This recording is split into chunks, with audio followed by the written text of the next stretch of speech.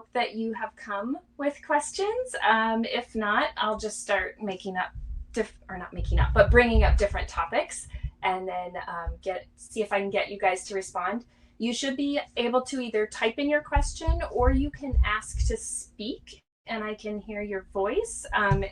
There should be, I think there's a little hand icon somewhere in here that I don't know what your screen looks like, but there should be a hand icon, and then you can, if you push that, I think I get a little notice that somebody wants to speak and I can let you speak. But if you want to just type in your question, I'm happy to just answer it that way. So we can just go from that. I'm sure if you have a question, someone else does too. Okay, so we got one. Yay, thanks, Lisa. Okay, how do we communicate and explain what's happening in the world? Oh my goodness. I was just thinking about this today because I've been doing a lot of talking and explaining with my own kids, but they're older, right? My youngest is 11. And so they are kind of understanding, I mean, as much as any of us are understanding what's going on. I'm really trying, and I think this is important, and Louisa says she's talking about, you know, a primary age child, so between the ages of 3 and 6. I would say for all children right now, no matter their age, really try and limit how much news you're watching with them in the room, because they're taking in so much, and whether they're understanding it or not, it's starting to form kind of their connection with the world. And there's a lot of talk. Okay, one of the issues I'm having right now with this phrase social distancing, and I know you guys have heard this, is it's actually physical distancing, which is unfortunate because we need human contact. It's just part of how humans work.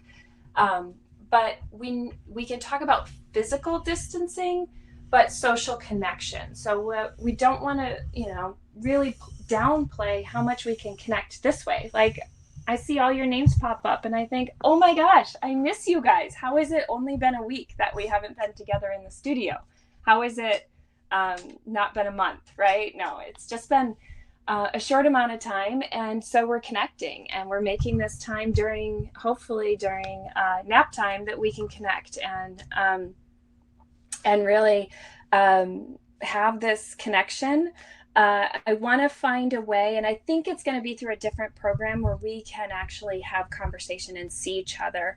Right now, this is the one outlet, the Webinar Jam, and I believe it's on YouTube. I don't know if any of you are watching on YouTube, but we have Houston Studio June has a YouTube channel, so you can watch this and the other videos through there. Let's see. Okay, Amy, let me see if I can work on that for you. How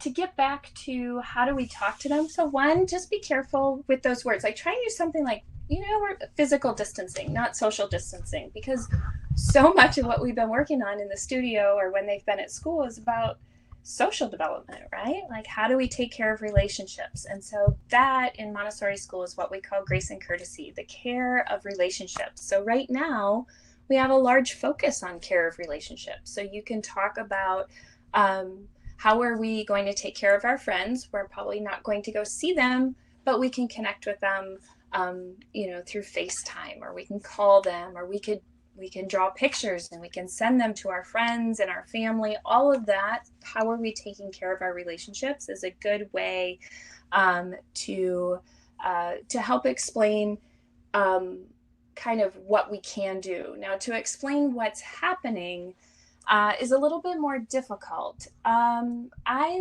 would err on the side of less information. Remember, those young children live very concretely. They live in the moment. And sometimes if we start talking about, you know, we really go in depth with, well, there's this illness and people are getting sick and we want to make sure that we don't get sick. Or, I mean, they start to worry because they don't know where that's going. They don't see how that evolves. They don't see, and I have to say, I don't think the news is showing how people recover and get healthy. And maybe we're just not to that point yet, but we all know that people are getting sick and getting healthy again. with time. So try and really err on the side of not offering too much. But you could say things like, this is a really important time for our family to be close and together. So we're going to do everything together today. And just treat every day like a new day. You don't have to tell them, well, in 2 weeks, you'll go back to school or anything like that. Just say, today, we are going to be home together as a family. And if they ask about what about tomorrow, say, yes, and tomorrow we will be home together as a family. Let me just see here. I would not know the question, Ronnie. Would you talk about it if they're not asking? Not really. I mean, I don't really think there's a reason to bring it up if they're not asking. I think at this point, because they do live in the moment, just live in the moment with them. And if it gets to the point where something is going to affect their life and they're asking questions about it, then you can talk to them about it very matter-of-factly. Try not to um, bring it up if they don't bring it up. I think they're just fine to live in the moment and be enjoying that. I think we wish we all could, right? Like just kind of be happy in our family and where we are and not have the worry. So no need to give them the worry. So with the social distancing, let's see, do you recommend video calling, Zoom meetups with CASA children and their guide? Some parents are requesting this. Yeah, I think I've heard some good reports from other teachers that the Zoom conferencing is working well, where you can kind of see everyone and it's fun for the kids to see each other. I think that um, it's so hard because we're always Montessori teachers are always telling you, oh, limit screen time, limit screen time, and now it's like, oh, we have a screen time. I've been going back and forth. So as I've tried to decide what we can offer our families, we've really tried to focus on still how do we educate the parents so they're creating real activity at home. And I wasn't sure how it was going to work, but oh my gosh, you guys, I was so moved by all the photos that I got after our first baking class, which was Tuesday. I wasn't sure how it was going to work. It seems strange. Here I am talking to a camera in my kitchen as if I'm trying to imagine that the children are sitting around me at the table. And I'm like, I'm thinking, is this even working? And then I got this flood of photos of people of their children being independent and doing this baking activity and the iPad in front of them. Like they had their own little cooking show that they were watching. And I thought, oh, it's working because the kids are actually doing hands-on. And yes, they're learning from a screen and they're seeing someone that they know on the screen, or for some of them. I guess we had families from all around the world join us. Um, but they were able to, parents, hopefully with the recipes we're giving out and the tray setup we show you, you can do that ahead of time. And then it just becomes an independent activity for them. And that's what they need. They need routine. They need independent activities that challenge them. And the other thing that young children need is social connection. So seeing a teacher talk to them on the screen is going to be kind of your best bet right now because you're not going to be able to have that teacher come in. I did see actually a Montessori teacher. I was following her online, and she has gone to all of her students' houses, and she sat she did the physical distancing where she sat on the sidewalk kind of outside the house, and the child sat in the house, and they talked. And she just did a few minutes, and then she moved on. Obviously, you can't do that every day, but maybe for teachers, or if families that teachers are asking for ideas, I think that would be a great way to see kids every once in a while and just say, oh, I'll be doing a home visit on Friday for you this week. So anyway, okay, let me get back to some other questions. I know Amy had one here. Oh, 5 months old, sleeping longer stretches. Okay. She goes down awake. That's good. Self-soothes. That's good. Still waking 2 to 3 times a night. Well, it's tricky to know. My first question would be with reading that is, Is she waking up and wanting to eat? Is she hungry? So at 5 months, that's really this time where we start to we get ready for weaning. We start at 5.5, 6 months, but their digestive systems are changing and they're processing their food, especially if it's just breast milk, they're processing it very quickly. So it may be a matter of she's waking up hungry. If she's not waking up hungry, there's a really good chance she can learn to just soothe herself back to sleep and that you don't even need to go in. Now, that ties into, I imagine, that next part of the question, which is how do you get them to not disturb the sibling, the older sibling, in the middle of the night? I don't believe, I'm trying to remember, I don't think they share a room, if I'm remembering correctly, which makes me think that if they're not sharing a room, I would try and do something maybe for the older sibling to kind of mask the noise. So if there is a sound machine or some sort of music that could play that would keep the noise from traveling. I don't know what her cry is like. So if it's a very loud cry, that would be something you'd have to try and figure out. So you have to kind of find that balance between, you know, letting her soothe herself back to sleep, or kind of find that comfort, you know, and keeping the other one awake, or keeping the other one sleeping. It is a tricky time. It's just a moment in time, though, and you will get through it and be on the other side, actually, probably pretty quickly. My guess is at 5 months, she's going through a change as she gets ready to sit up independently and start eating. She's really on the verge of becoming much more independent. So it's kind of a big milestone. So just kind of like stay with it, do what you can to help her self-soothe, do what you can to block the noise for the sibling, and you'll be on the other side in no time. I know it's easier to say than do, and I'm on this side, so I get it. I haven't been brave enough. Wait a minute. Anything other than feeding? Oh, okay. So, all right. So hopefully that answered your question, Amy. And if it didn't, you know, you can go ahead, email me with more details, or just, you know how to reach me. So just keep asking me, like, we tried this and we tried this. But it looks like from your response that you maybe have an idea of what to, how to try something else or move on a little bit. Okay, let's see. Screen time, Louisa, educational screen time. How do we work it, leverage it? Okay, so here's the thing. I'm just going to be clear with you that Montessori is not a method of education that can be taught through a screen. It's just not. It's hands-on, and it doesn't translate really well. That doesn't mean we can't do things to, to make the best of this situation, but the real learning that your children are doing right now is going to be hands-on. So any hands-on experience that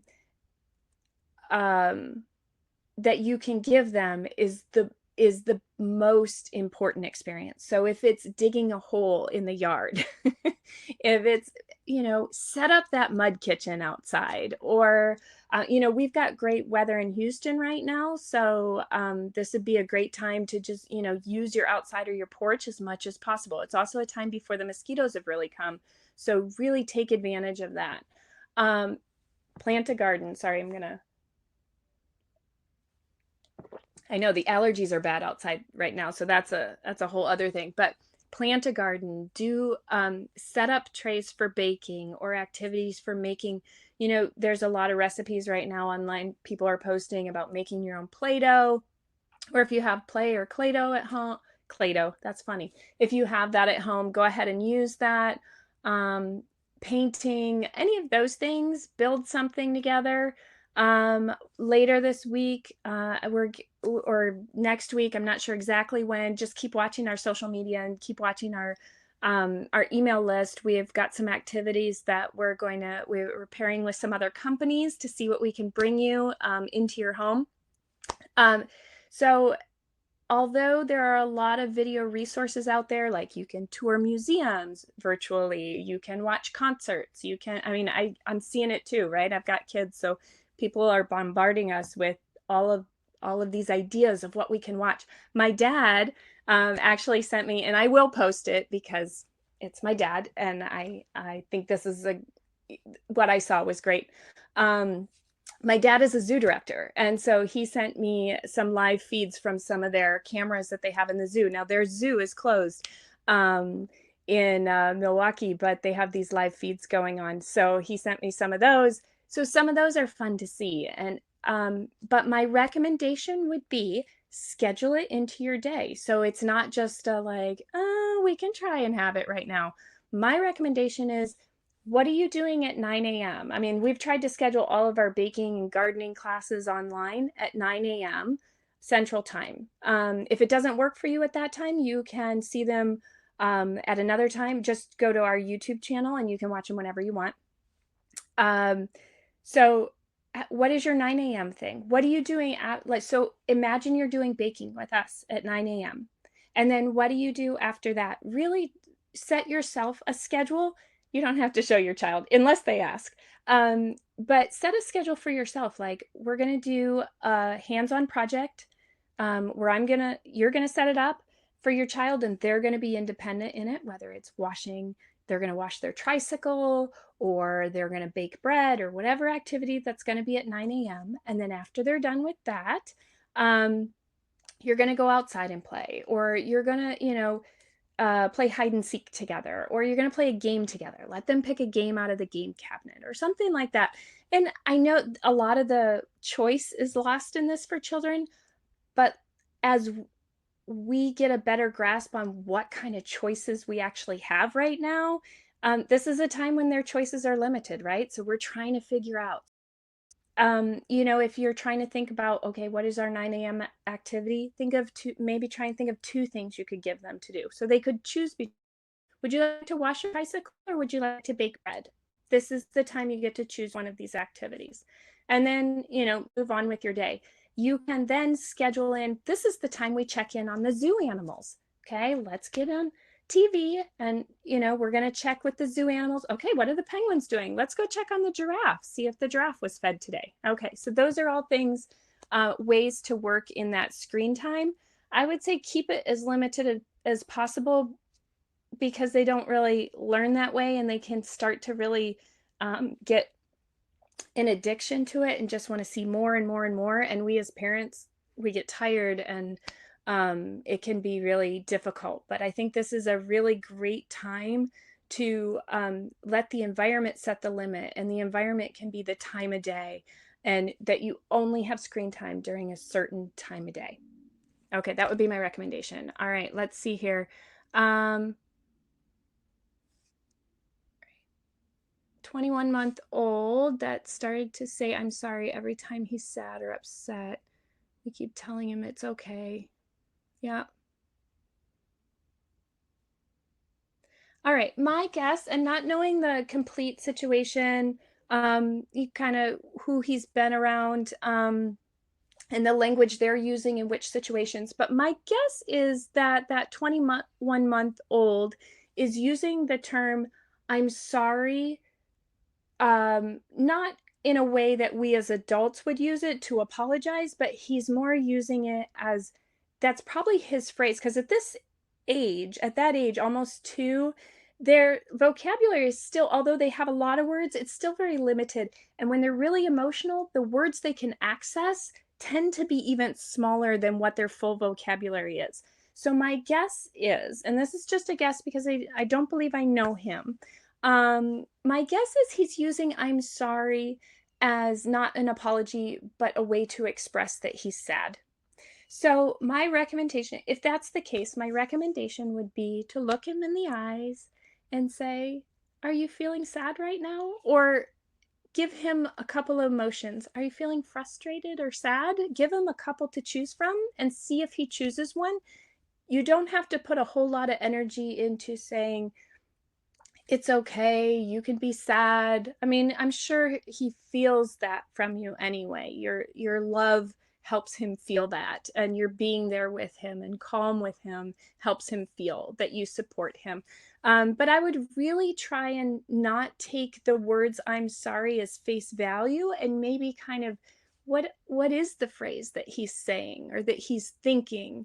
But the words that come out tend to be "I'm sorry," and it may be just because he's heard that phrase a lot, and it may be because he associates that phrase at other times when he has felt sad. So for instance, maybe the idea of feeling sad and the idea of feeling regretful, those two things are connected for him. So the phrase that comes out is "I'm sorry."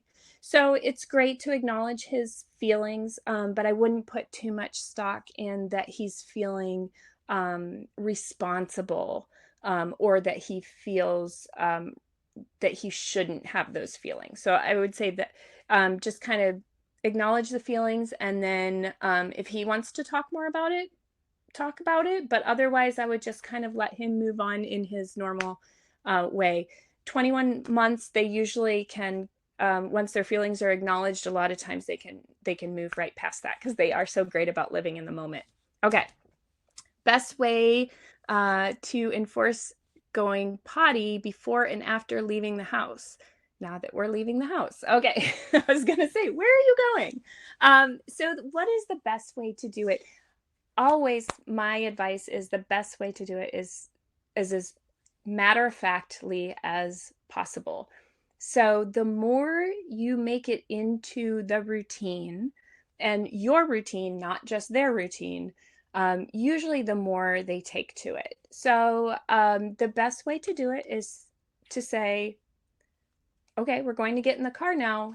First, we'll use the toilet. And you both go use the toilet, or whoever is going, all of you, the whole family, everybody takes their turn using the toilet. And you just, look at her and you say, it's your turn now. Do you want to go before me or after me? You can say that because that gives her a choice. That gives her some sort of control over the situation.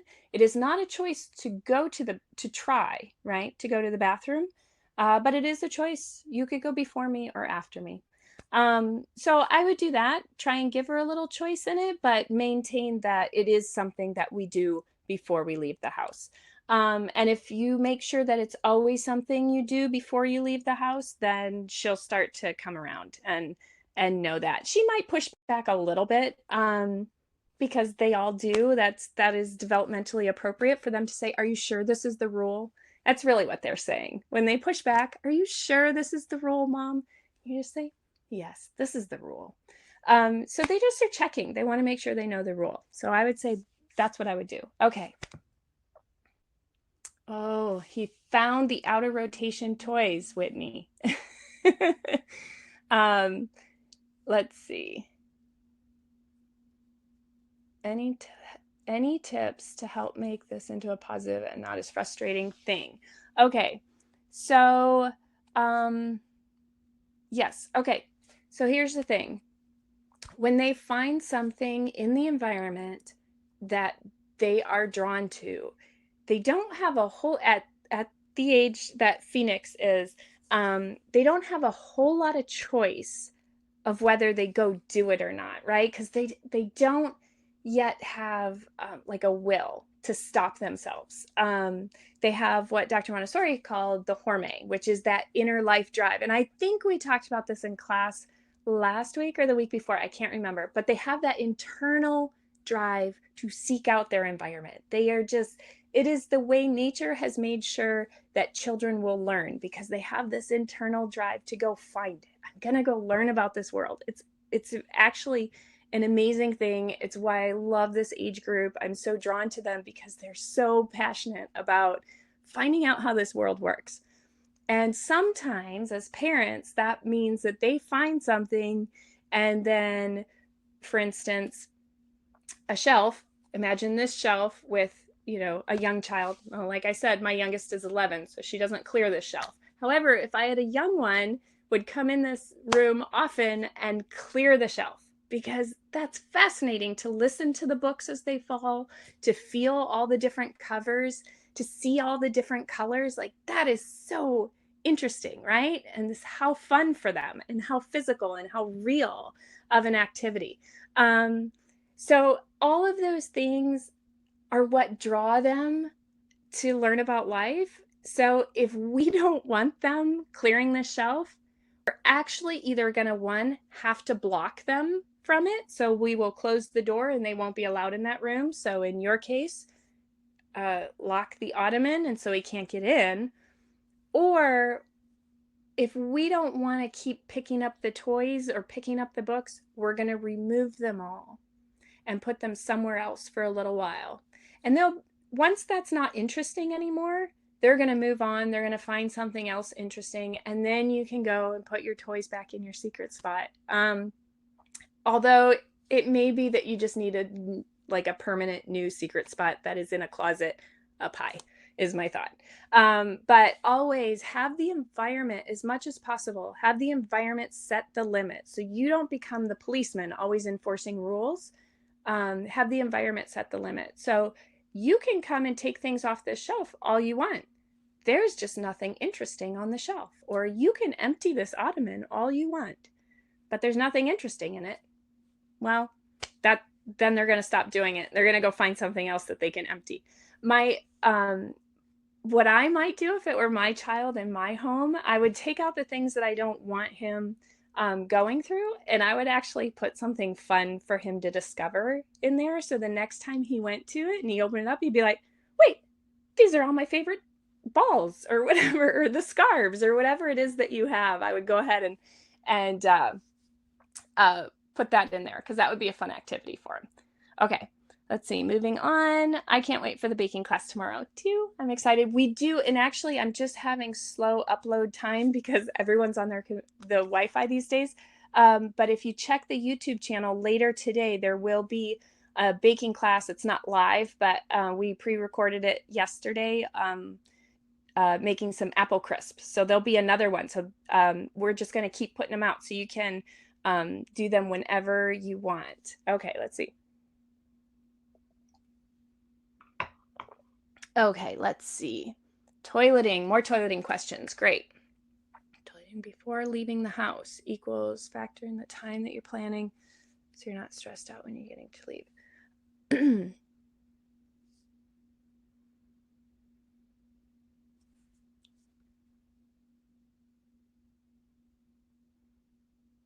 Okay. We got a sibling question. How would you handle when older sibling is annoying the younger? So this is a tricky thing.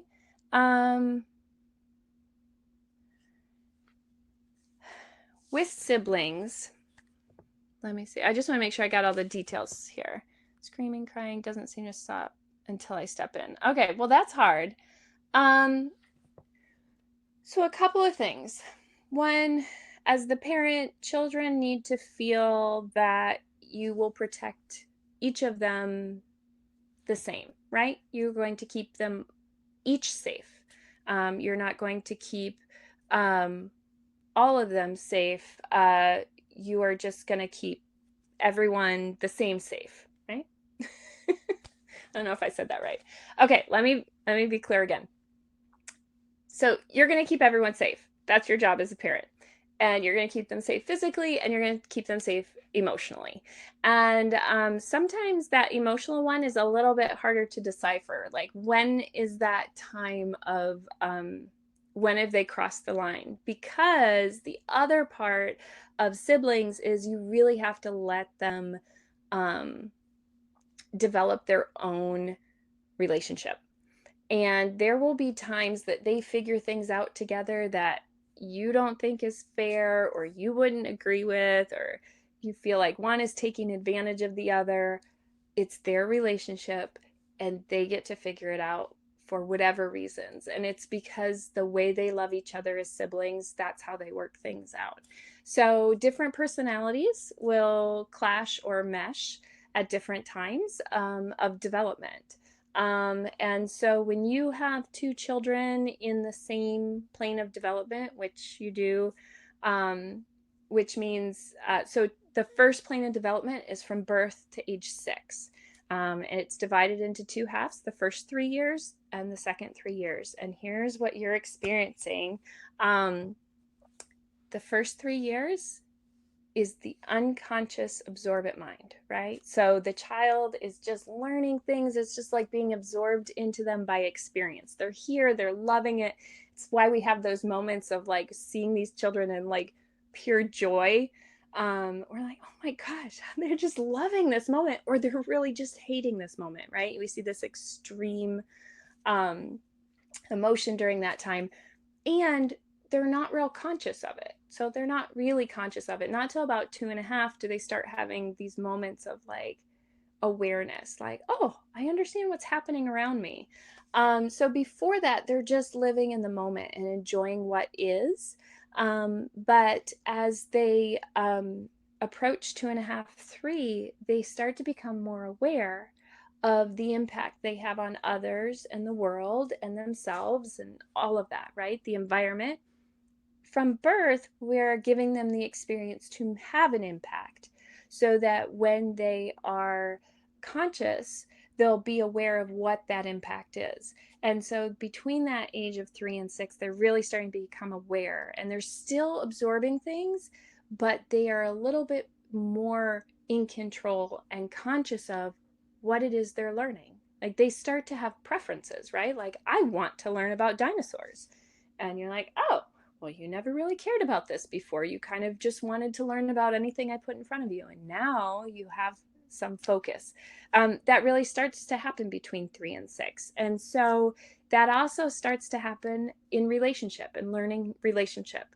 So what I think you're probably experiencing is you have one child who's very in the moment in that first half of the plane of development, and then you have a child that's becoming conscious of their actions and how that affects others in the environment. So you have these two children in this plane of development that are very close, but they're not, their experience is not the same in that moment because of their age difference, because they're so close yet they're so far apart. It's this really tricky age.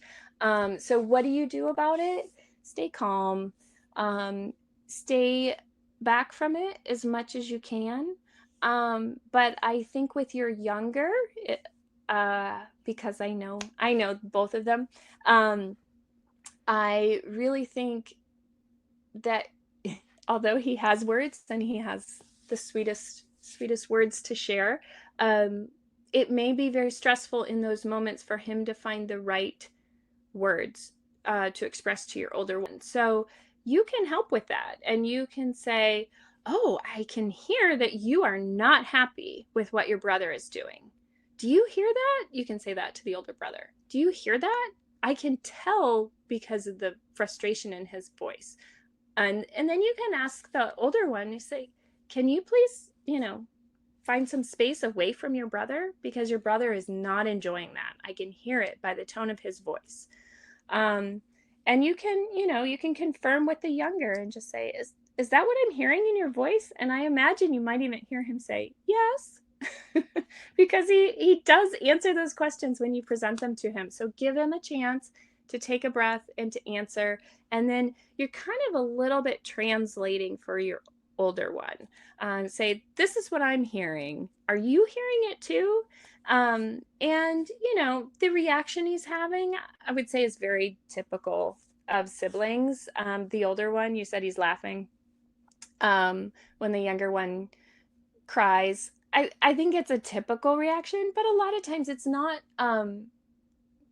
or laughing at, it's just their realization of like, oh my gosh, people react so quickly, or this is such a loud extreme cry. And again, your older one isn't thinking through all of those things, but he's just kind of having an emotional reaction to like, wow, that's a big scream I get when I do that. That sounds kind of funny. And he's not doing it to hurt anyone's feelings, although it's, socially it's not a great situation. I get it, and that's hard. at home. That's one that's really hard in this situation when we're all home and not with other kids, because they learn a lot of those social cues from being around other children. So right now, I guess you have a little bit of the job of playing referee for them, but you know, I think rather than seeing yourself as referee, just try and see yourself as a translator, and then help them understand what appropriate circumstances are. What is appropriate if you make your brother cry like that. And you can even ask him, say, what do you think would be the right thing for you to do right now? Because making him cry is not the right thing to do. So what would be the right thing to do? Maybe he says, to help him calm down. Maybe he says to have a little space from him. Maybe he says he doesn't know. And if he says he doesn't know, say, I have a thought. I think you need to take a little time away from your brother and give him some space. So that would be my suggestion. Okay. Looks like we have gotten through. Did I get everyone's questions? Looks like it. All right. I'm going to give you one more chance to answer any more questions. You're welcome, Ronnie. And hopefully I will be, go ahead, type in your question. Absolutely. One more. I'm hopefully going to do this pretty regularly. I don't know how long we're going to be out of the studio, but I want to be here for you. So you are also welcome to email me questions if you think of them and you're like, oh, I wanted to ask Sarah. And then I can come into these conversations that we have scheduled and, already like, okay, well, I got this question. Happy to answer your questions. Okay. Do you have another question coming? I think Ronnie said she was going to ask another question, so I'll give it another minute. You are so welcome. I'm happy that you guys find this as a helpful resource. I'm trying to think of what I can do to support you. And if you have ideas, like what else you would want from me or from us, I'm in contact with our other teachers, and they're going to be offering some things too. Right now, I'm just kind of doing all of this from my house, but I'm going to have them record some video and we'll send that out too. But if there's anything that you can think of that would support you, like, oh my gosh, it would be really helpful if Sarah did this, or if, Studio June could offer X, Y, or Z, please let us know. We really want to make sure that we can be there for you. Okay. Okay, so he has to play with his little brother a lot? Is that what you're asking?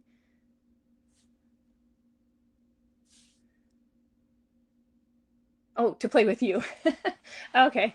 Well, it's more, I would say it's more a personality thing. Okay, so Ronnie wants to know, her older son wants to play with her a lot, and she tries to, give him quality time, but it never seems to be enough.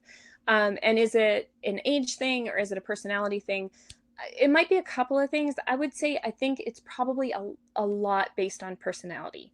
And he just wants a lot of interaction, and he likes you a lot, so he wants to be with you. You're his favorite,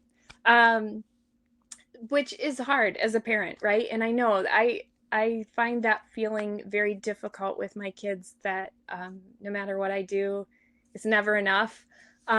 It's enough. Just know it's enough. What you give him is enough, and you're a wonderful mother. And he may be asking to play with you is maybe his way of asking, do you have any ideas of what I could play? So maybe if you made a list together of some of his favorite things that he does on his own. And so when he comes to you, if you were playing with him and you say, okay, I'm going to go do my work now, he can go to that list and you can look at the pictures. If you just like print out little pictures of his favorite things, or you could just write it and he'll remember. And you say, okay, let's go through your list. Which one do you want to do now? So he can start to be more independent with choosing something. So a lot of times it might be, it's easier to just ask to play with mom than it is to think of my own idea. And again, he's not thinking about that consciously, um, but but that's kind of the process he's going through. It's so much easier if mom just makes the decisions for me and does this play thing instead of me trying to go through the whole boredom factor into the creative thought process. So it's a process we all have to learn, and better learn it at 3 than at 33, I would say. So I would say if he asks you, Mommy, do you want to play with me? I would say the answer is yes. Let's find a time that would be good for us to play. And you can look at the clock and say, okay, I think 2:30 is going to work right after your nap. That'll be a great time for us to play together. And maybe that's part of, as you write a schedule, you can first thing in the morning, 9 a.m. he has 2 choices of activities to do. Maybe you work in some parent-child playtime, just free play, which it's great during that time to have your older one direct the play. Okay, well, what are we playing? Okay, if he says what it is, have him kind of direct how that play goes, and then and say, okay, well, we'll have another playtime this afternoon. Remember, 2:30 is our playtime. So give him some way to be more in control of trying to think of things to do, but then also give him some times that he can count on that you will be playing together. So that would be my recommendation. Okay, so I'm going to sign off, and you guys email me, sarah@studiojune.com, and that's SARAH@studiojune.com. Let me know if you have any questions that are coming up, and stay close to just checking the email from us and our social media. We put it up on Instagram and Facebook when we have something new. And please share with your friends if you know of other families that aren't associated with Studio June, but you think this would be a resource to them. Absolutely, have them follow us so that they can benefit from this too. Okay, it's great to see all of you, and or I guess just see your names. I didn't get to really see you. I got to figure out how to do that. Okay, and I'm supposed to tell you this t-shirt, Montessori is for lovers. If you like it, it's Metal Insect, a small t-shirt company that only makes Montessori gear. If you're looking for supporting a small company, go to metalinsect.com and get your Montessori gear there. They would really appreciate your support. Okay, you guys have a great day. I'll see you soon. Bye.